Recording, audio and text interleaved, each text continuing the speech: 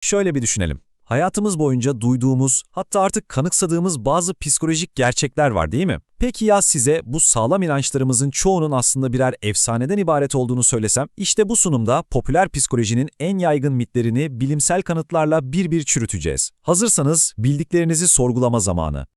İlk mitimiz belki de en romantiği. Hani o meşhur laf, zıt kutuplar birbirini çeker. Bunu sayısız filmde gördük, şarkılarda dinledik. Sanki başarılı bir ilişkinin sırrı, birbirini tamamlayan o büyük farklılıklarda gizliymiş gibi. Sonra bir de şu var, birlikten kuvvet doğar ya da modern haliyle kalabalıkta güvendesindir. Yani acil bir durumda etrafta ne kadar çok insan varsa birinin yardım etme olasılığı o kadar artar diye düşünüyoruz. Kulağa çok mantıklı geliyor değil mi? Ve tabii ki fazla samimiyet tez ayrılık getirir. Bu inanışa göre bir şeye ya da birine çok fazla maruz kalmak zamanla bir bıkkınlık, hatta olumsuz bir duygu yaratır. Peki ya bilim bunun tam tersini söylüyorsa? Ve son olarak modern bir klasik. Kadınlar ve erkekler farklı gezegenlerdendir. İletişim kurma biçimlerimizin o kadar temelden farklı olduğuna inanıyoruz ki sanki aramızda aşılamaz bir uçurum var gibi bu fikir ne kadar çok kitaba ve şova konu oldu sayısını unuttuk.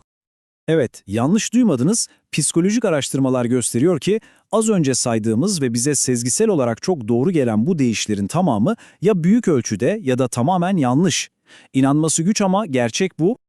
İşte biz de tam olarak bunu yapacağız. Popüler kültüre iyice yerleşmiş bu psikolojik mitleri alıp bilimin o keskin eleştiri süzgecinden geçireceğiz. Hadi başlayalım o zaman. İlk durağımız kendi zihnimizin derinlikleri.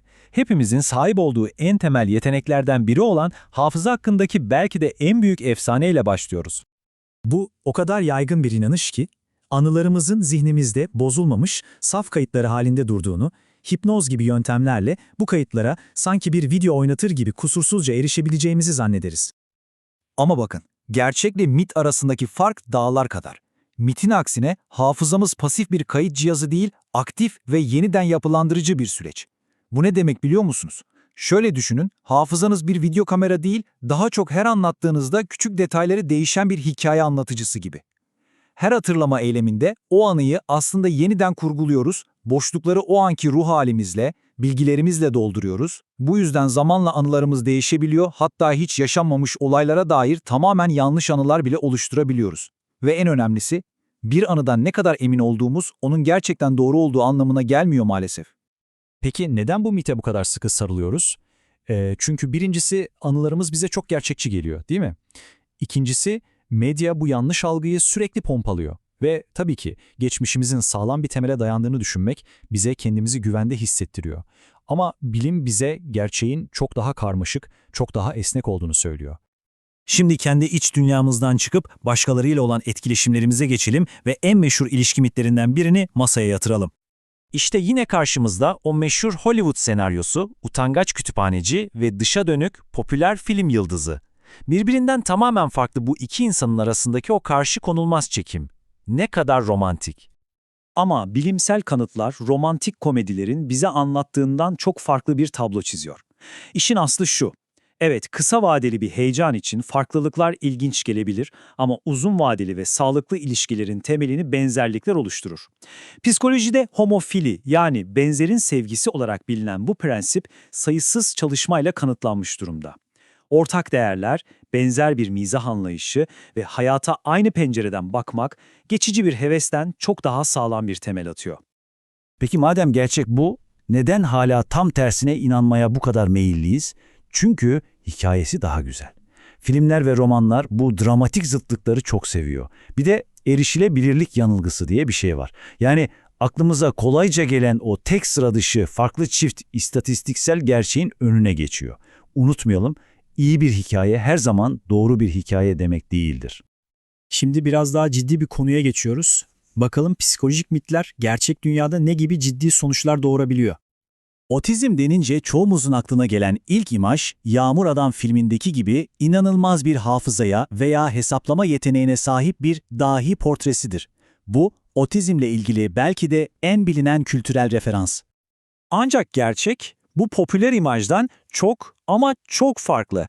Bu grafik gerçeği çok net bir şekilde yüzümüze vuruyor. Otizmli bireylerin en fazla %10'u o olağanüstü savant yeteneklerine sahip. Geriye kalan %90 veya daha fazlası ise bu tür yeteneklere sahip değil. Yani bu mit devasa bir genelleme hatası. Ve bu sadece basit bir istatistik hatası değil. Bu mitin ciddi zararları var. Otizmli bireylerden ve ailelerinden gerçekçi olmayan beklentiler oluşturarak üzerlerinde büyük bir baskı kuruyor. Daha da kötüsü, bilimsel temeli olmayan, tamamen etkisiz ve hatta zararlı olabilecek tedavilere zemin hazırlıyor. Sunumumuzun sonuna gelirken sadece mitleri yıkmakla kalmayalım, psikolojik okuryazarlığın hayatımızdaki olumlu gücünü de görelim. Bakın, aydınlanma etkisi diye harika bir kavram var. Yapılan bir çalışmada öğrencilere seyirci etkisi öğretiliyor. Hani şu, etrafta ne kadar çok insan varsa birinin yardım etme sorumluluğunu o kadar az hissettiği gerçeği. 2 hafta sonra bu öğrenciler kurgusal bir acil durumla karşılaştıklarında sonuç inanılmaz. Bu etkiyi bilenlerin bilmeyenlere göre neredeyse 2 kat daha fazla yardım ettiği görülüyor. Bu ne demek? Sadece bir psikolojik prensibi öğrenmek bile davranışlarımızı daha iyi yönde somut olarak değiştirebilir. Gördüğünüz gibi psikoloji sadece akademik bir alan değil, hayatımızın tam da içinde. Bu sunumdan çıkarılacak en önemli ders belki de etrafınızda duyduğunuz psikolojik iddialara karşı eleştirel bir gözle bakmak. Unutmayın, bilgi varsayımlarımızı yıkan ve daha bilinçli kararlar almamızı sağlayan en güçlü araçtır.